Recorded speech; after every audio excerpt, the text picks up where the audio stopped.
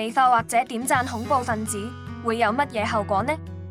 法國漫畫家萊羅伊響2001年美國911恐怖襲擊後2日，發布一幅嘲諷世貿中心遇襲嘅漫畫，並附有文字標題「我們都做過的夢」。哈馬斯做到了，被當地法庭裁定寬恕恐怖主義罪成，罰款1500歐元。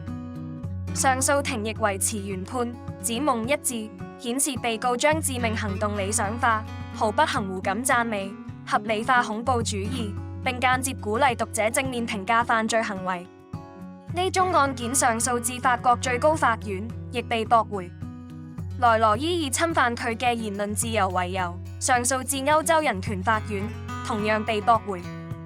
判詞指出，有關漫畫及文字，並非純粹批評美國帝國主義，而係支持，縱讓美化以暴力方式將其摧毀，表達對施襲者嘅道德支持，認同暴力，更損害受害者嘅尊嚴。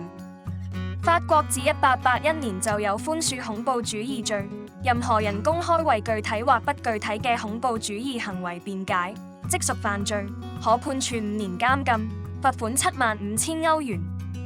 如果犯罪行為係透過互聯網作出，判得更重，可判監7年，罰款10萬歐元。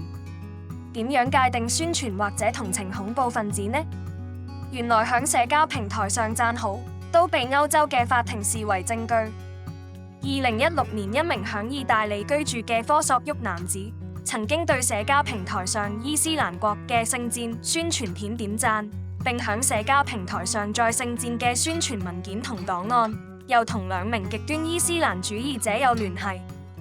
呢名男子否認宣揚聖戰，一度因證據不足而獲釋，但就被驅逐出境。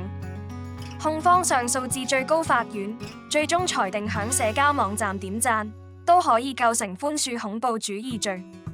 被告公開點讚嘅伊斯蘭國宣傳片中，一名伊斯蘭國戰士聲稱要做烈士，呼籲其他人投奔敘利亞。